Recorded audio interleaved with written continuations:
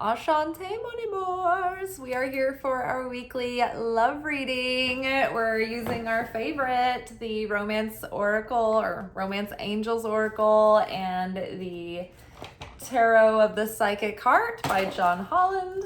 Just throwing everything everywhere. I just got back from a nice little walk in the park, ran some errands. I talked to a cute guy at the store today. I did it.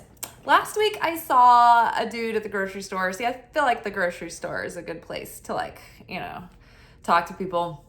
It's not like drunk at a bar, you're out doing good things. You're getting sustenance. And so this guy walking in, I was like, hey, he could be my type.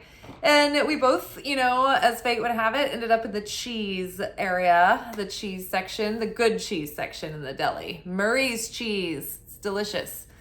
I was like, man, if I could get this guy near the variety of cheeses, I could recommend the blueberry Stilton, which is like cheesecake. It's really good. But oh no, he went over to the Parmesan. And I'm like, what are you going to do here? I got no material. I'm like, what am I going to do? Be like, have you ever had Romano? I'm not really, I had to go for the Parmesan, so I had nothing there. So I started browsing around the olives and the stuffed grape leaves and ended up purchasing dolma, which is over budget. I was like, damn it. And I failed to have an in. I froze up. I couldn't think of any good lines. And then just as the moment had passed and it was too late and I lost him in the pharmacy, I realized that I should have said, because he had on this cut up muscle t-shirt, and I should have said, that Parmesan's gonna be jealous. And he would have been like, why? And I would have been like, because you're so shredded. Failed attempt. But today I saw a cute guy at the grocery store, and I actually have seen him there before, and I wanted to compliment him on his aesthetic. He's got a good hair, mustache beard combo. And so today I maneuvered, I made it happen. And then he was like, oh, wow, thank you. It's a work in progress. He was like, I really love your whole outfit. He was like, I don't know whether you're a hipster or you're going to the beach. And I was like, well, I'll just pretend I'm at the beach. But it was nice. I didn't feel the sting of regret. It was good. So you gotta, shoot your shot where you can. All right, so enough about me. Let's get into all of us. So let's see what our love lives have in store for us this week. Is it more introspection? Are we, because the advice lately has been be playful, flirt, extend your lighthearted energy. So, been doing it where it feels right. Heart-to-heart conversations. Ooh, are we going to be getting a message? Are we going to be meeting someone new and being authentic? Honestly discuss your feelings with one another. I honestly like this guy's hair. I've seen it before. I'm like, man, it's a great look. So yeah, I find that there's so many games being played out there. And to a certain degree, there is some level of fun and chemistry that builds when you don't just put it all out on the table. But I do feel that it is important to be your true self and to be authentic. Don't hide who you are for real and what you're looking for, right?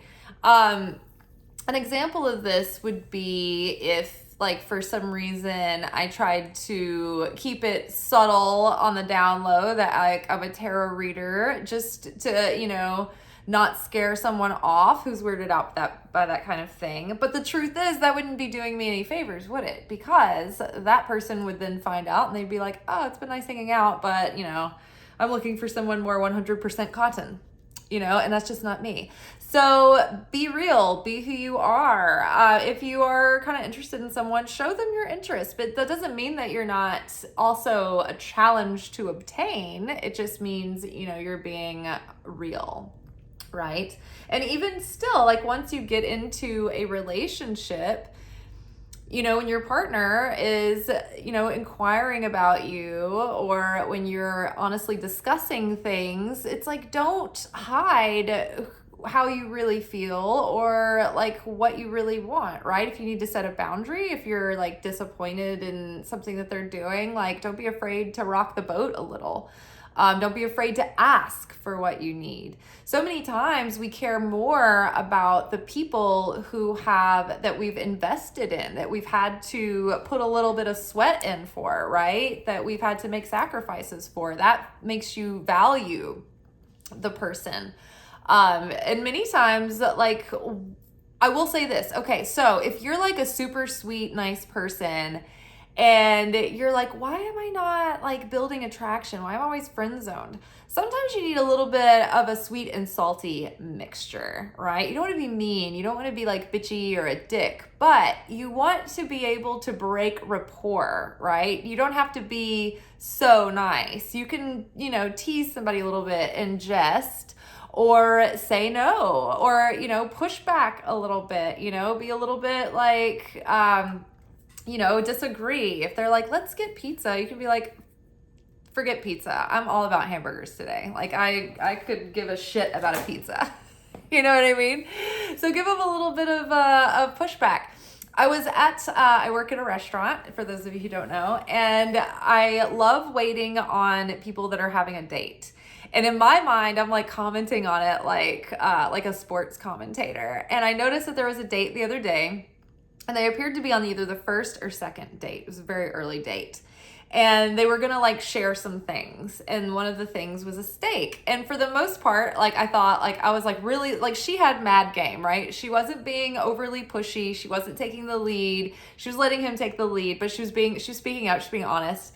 And then when it came time, but I thought like generally speaking, she was being easygoing, cooperative, being receptive, letting him dazzle her with his,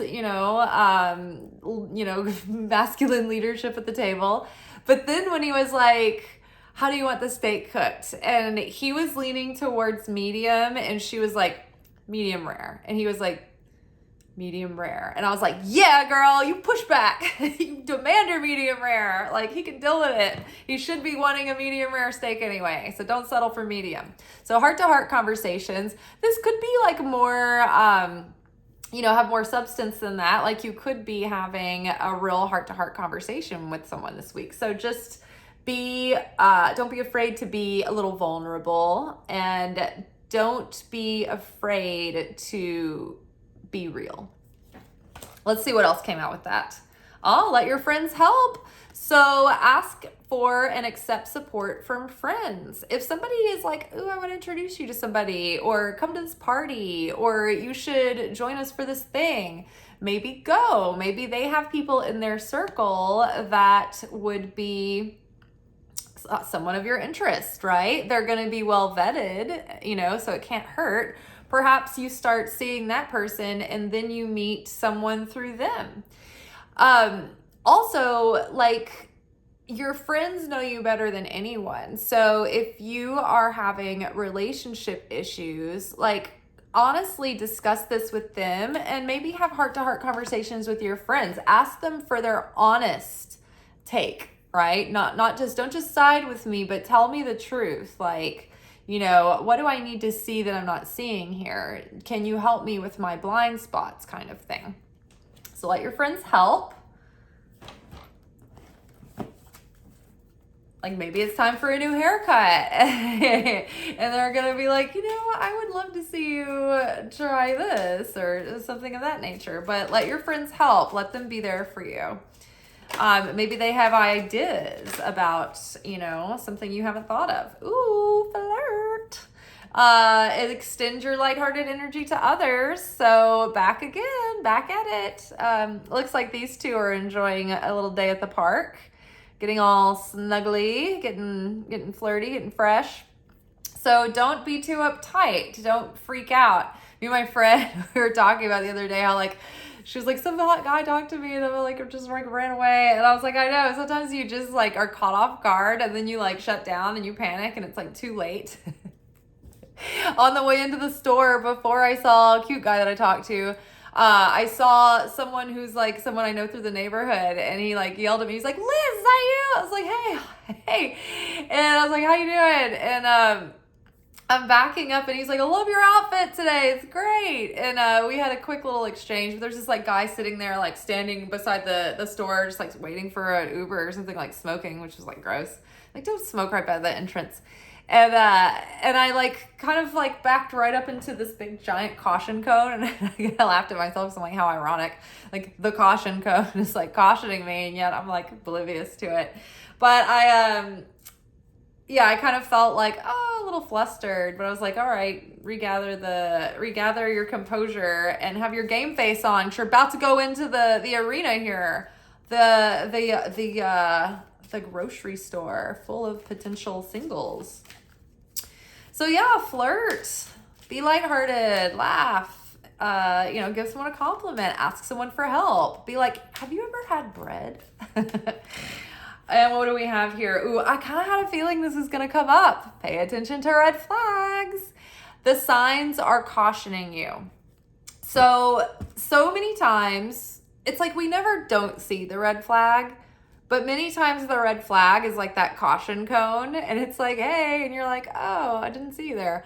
And then you regret later because you ignore the red flag, and then you continue to like build a connection or keep talking to somebody. And then later that red flag is like, what is the emergency broadcast warning? It's like, this is for real now. This is emergency broadcast warning coming over the radio, coming over the TV. This is like code orange. So you don't want to leave it too long thinking like, oh, I'm just being overly cautious or I'm being paranoid. Like your gut, when it shows you that red flag, you know that familiar feeling. And it's never wrong. And you know it's never wrong. Sometimes we like misjudge a situation, but how many times in your life can you look back and think, I thought that this was going to be a red flag about a person, but actually it turned out that it was totally benign. They were great. They were such an angel. That never happened again. Maybe 1% of the time, if ever. Like, it always ends up being something later where you're like, wow, I should have paid attention. What was I thinking?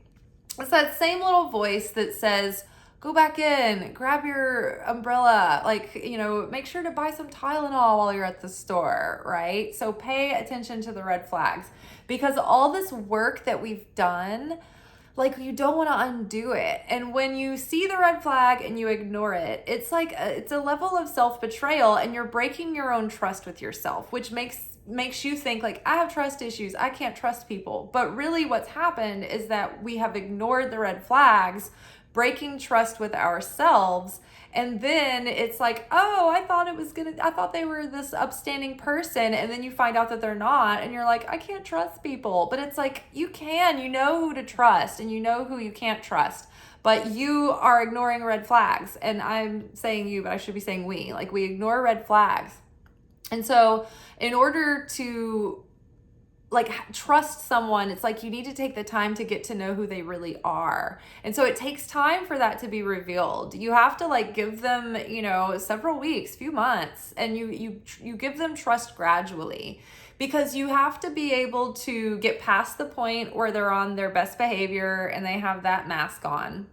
And then you have to be around them when they're in certain different, kinds of situations and different conditions in their life, right? Maybe this person is great until life throws them a curveball, and then they completely lose control and become ungrounded and unhinged, right? And so they might be like a Dr. Jekyll, Mr. Hyde kind of person, but you wouldn't know that unless you were kind of around them long enough to see how they handle life's curveballs. So pay attention to the red flags. Maybe you don't cut ties immediately, but you pay attention, and you pay attention to the conditions surrounding that red flag, and then you kind of are more hyper aware of it. Brene Brown, I think this is in Rising Strong. This is her follow-up to Daring Greatly, where she talks about when you fall flat on your face, like what happens when you get back up? What is the getting up process looking like? And so she told the story of some illustration they use in their family about building trust is like having a trust jar. And when people do things that make you feel secure, when they are like dependable, when they do what they say they're going to do, when they show that they're trustworthy, it's like you add a marble to the jar and the marbles begin to accumulate, and that represents your trust. But then when they do things that break that trust, it's like, okay, you take a marble away, right? If it's a big thing, you take a whole bunch away. And you may or may not have this physical trust jar as a beacon of your of your scoreboard, which I think that's not good to keep score. You know, it's good to air your grievances and keep things clean, keep a clean slate. But that is something that you have to consider. Like maybe you have a mental trust jar that you have for a person, or a figurative metaphysical trust jar for people and their relationships. But if they are spilling out the trust jar all the time, or they're barely keeping it even, that gives you a good visual to think about, right? And maybe you have a secret trust jar that they don't know about. But either way, it's a good way to start training yourself about how and when it's okay to trust people, and when they've broken trust. They've got to like work towards earning that trust back, right? Because otherwise they can just take it for granted if it comes really easy. Remember, circling back to what we were saying earlier about people valuing what they earn, what they work for, what they invest in. And that's the same as trust, right? It's part of it. It's like you have to earn your way into the inner circle. You have to earn the trust and earn the intimacy and all of that. So let's get some more clarity on heart-to-heart conversations. This is standing out to me. Strengthening bonds. Ah, la, la. So let's see. We are in the red border, so that would make this Pentacles. So this is Ace of Pentacles. So this is planting new seeds. So it seems like maybe, if you're already in a relationship, you might be like kind of starting new with someone, or going into like a new cycle with that person. But I feel like this reading is more like for singles out there meeting people and starting things fresh and dating and beginning the early stages of a relationship. So it's like maybe you meet someone new, and maybe you start dating someone new, and you are, you strengthen bonds as you have these heart-to-heart conversations. It's not the kind of stuff you want to do like all up front, right? You kind of do it gradually, because then you have something to look forward to. You have things to discover. That's a very fun phase. You don't want to rush through it. You can't get the beginning back. So it's like, the more self-control you can have in the beginning, the better, because then that extends that phase of like discovering the other person and getting to know one another and laying those foundations. And even in the physicality of it all, it's like, it's so exciting in the beginning when you keep things at like a high school level or a junior high level for a while, because once you go further than that, it's like you can't go backwards. And so it builds the excitement more and more and more, rather than just like blowing your wad, so to speak, right out the gate. So take it slow, build strong bonds, by taking it slow, and like be authentic, right? Speak from the heart. Listen with your heart, be open, be vulnerable. Don't be so cold, or like, don't feel like you have to like play games, like play hard to get, and it's not natural or it's not authentic. Again, like learn to distinguish what builds attraction and what builds someone's interest in you and feeling like they have to earn their way into your attention and into your realm and into your circle. But don't be fake, and don't have a wall up. Strengthening bonds, Ace of Pentacles. So planting seeds that could turn into an orchard, right? Let your friends help. Let's get some more insight. Okay, dedicated effort. So this is Eight of Pentacles. This is like learning. This is the Apprentice card. So like this is putting the work into something that you care about, something that you're invested in, something that you're going to build upon and learn from. See, he's like on this scaffolding and he's painting a mural, right? Probably like a cathedral or something. And this is a work, a work in progress, right? But it's a great work of beauty and depth and meaning. So as you strengthen the bonds and you're having conversations, it's like let your friends help. Let your friends help you approach this in a new way that maybe you haven't before, right? Who knows you better than your friends about how you are in relationships?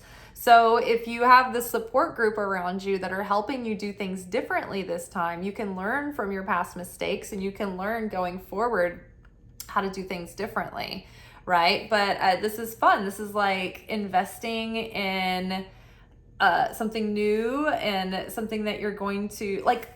Eight of Pentacles is also like long-term projects. It's not just like a weekend workshop. This is like an apprenticeship that goes on, right? This is when you're writing like a novel and it's something that you return to and you keep working on it diligently and you go, a little bit at a time. You pace it out so that it's sustainable. So very interesting. All relationships are work as well. I always am the person saying this. It's like you've got to work on relationship skills. You have to learn the skills of attraction. You have to learn communication skills. You have to learn how to keep that fire going. You've got to be working on yourself. You have to work on your relationship with your higher power. And then you really have to maintain your friendships as well, because you can't ignore your friends and put all your energy into like the romantic partner, because then it's like you're asking too much of them and that you're not independent enough at that point, and then that becomes suffocating to the partner. It's like everyone needs their own healthy separate lives and healthy friendships so that you can thrive, so that you can come back together and have things to talk about, right? So flirt, extend your lighthearted energy to others. And then we have opportunity beckons. So this is Four of Cups. Sometimes Four of Cups is like a complacent, bored energy. And so maybe it's like you've become bored with like the flirtation, playing the field, and you want something deeper, something more meaningful. And so maybe there is an opportunity coming and it's sneaking up on you and you don't even see it yet, right? Maybe look at this person. I'm going to narrate their thoughts. They're like, oh, I feel so alone. Look at this dark moon out there. When am I ever going to meet the one? And it's like the little orb of opportunity is coming up behind and they don't even realize it, right? So it can sneak up on you before you know it, before you're even ready even. So enjoy your singleness while you have it. Enjoy the moment that you're in while you have it. Seasons come and go and they don't stay the same, even if we want them to. So one day you will miss this moment that you're in now, even though it feels like you might be sick of the stage that you're in and you're ready for something else and you're just bored with it all and you've almost like given up and become complacent. But it's just almost when we're on the edge of giving up and we don't even want something anymore, that's when the universe gives it to us, because that's when we don't need it so much, right? It's like we don't need it to survive. We don't need it to be happy. It's just like we can accept it and it will add to our life. But it's not like we need it or else we can't be satisfied without it. Because when you need something like that, you are then taking from it rather than sharing and giving in an exchange. And people, when they feel that you are taking and like are drawing energy, it's like very heavy, and it's like that vampire energy of like sucking your aura, right? So that's like unattractive. And when you can feel that someone is at that place, it's like it's that term, it reeks of desperation. Even though you may not be acting like that, it's like there's still like this frequency around you that is like giving someone pause for concern, because then they're like, oh, I don't know, stage 5 clinger. Then again, nowadays, like anything can be considered stage 5 clinger, it seems like. So just relax. Like if the person is really into you, you're really into them, you can give it space and it'll work out. It'll be there, and you can be yourself, and they're not going to be like, ooh, you know. So just, if it's not the person, then any little thing you do will be like wrong to them, and any little thing they do will be wrong to you. You'll just be like, it's just not, I'm just not feeling it. So very good, very good, awesome. And then let's get a little clarity on pay attention to red flags. What kind of red flags maybe? What more insight can we get on this? I feel like this is really standing out to me, this card. Refusing to see. Ha! Oh my God, like how on the nose can it get? Refusing to see. This is 2 of Swords. This is usually someone who's like got the swords up like this and they're blindfolded. It's like, you refusing to see red flags is keeping you in a stalemate. It's keeping you going around in the same like cycles and the same patterns and the same lessons. I always say this, that we need to change the pattern or the thing on the inside before it will change on the outside. For instance, if you are in a what you would call a bad relationship, and you start having, like, you start projecting an attraction onto like the idea of another person or the one that got away, and you start wondering like, oh, maybe it'll be better with them. Chances are, if you leave that situation thinking you're going to go into the next one and it's going to be better and it was just a bad relationship, you will get the same partner again in that person, because the lesson hasn't been learned, the pattern hasn't been broken. So it's better to double down on the inner work and the work on the self. Now, I'm not saying like stay in toxic, bad, abusive relationships and just hack it out, but I'm just saying, like, don't think that if you end it with this person and jump into a situation with the next person that it'll be any better, because there's something that needs to be, attention needs to be given, and you need time to really reflect and evaluate and take into consideration what went wrong and why, and own your part in it. Even if that was you let it go on too long, right? And you didn't demand more for yourself. That could be it. Maybe you're not the one who's actively being the toxic one, but maybe you didn't love yourself enough, or like didn't consider yourself worthy enough, or didn't have enough education of what was considered a healthy dynamic in order to realize soon enough that this was not an acceptable situation. So there's always some lesson to be taken by the situation that you're in, and then get that solid in your awareness before you can go on and have another situation. It's just gonna, like, the universe is just gonna have it play out again until it's solved, because the point of being on earth is to reveal the light of our soul. We are here to become that highest version of ourselves. And so in order to do that, we've got to seek out the muck and the shortcomings and the fear and the insecurity and all of those things, and turn that lead into gold. And so for a period of time, our relationships are going to serve us in that way, in order to teach us these lessons that we need to elevate the soul, in order to then merit that higher partner.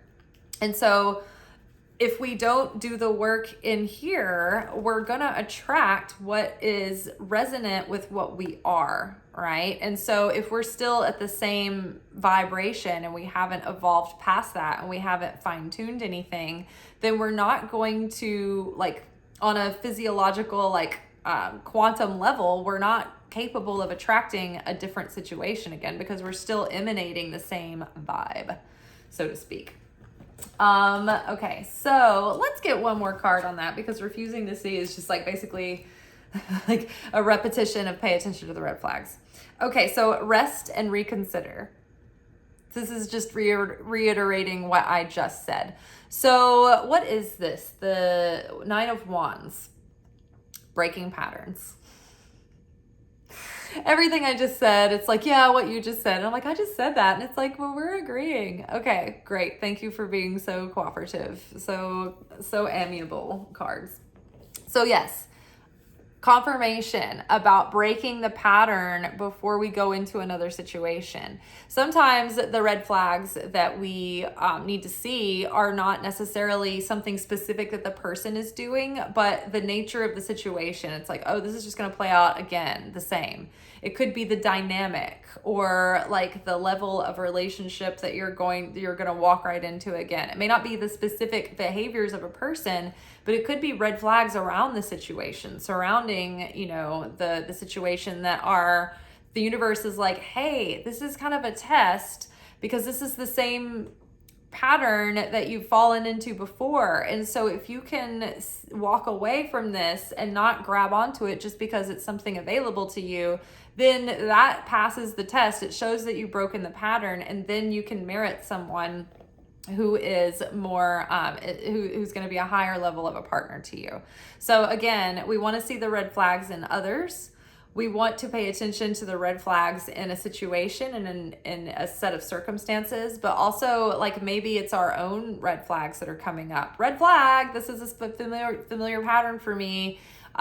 This is a weak spot, you know, where I kind of like fall short sometimes. So realizing those red flags all around, right? Not just in others, but also in ourselves and in the circumstances.